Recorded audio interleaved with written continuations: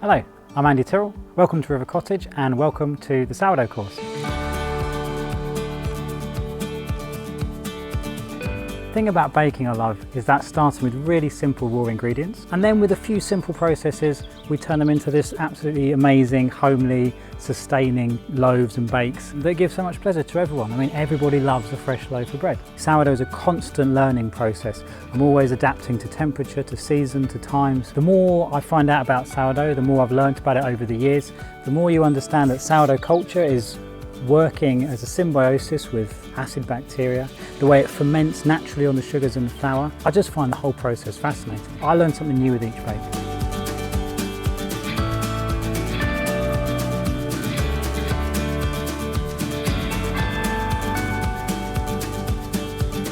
In this course, you're going to be learning everything that you need to make your own starter, the different flours that you can use. We'll look at the different pots and baking techniques, different ways that you can shape, different ways that you can prove, different ways that you can bake.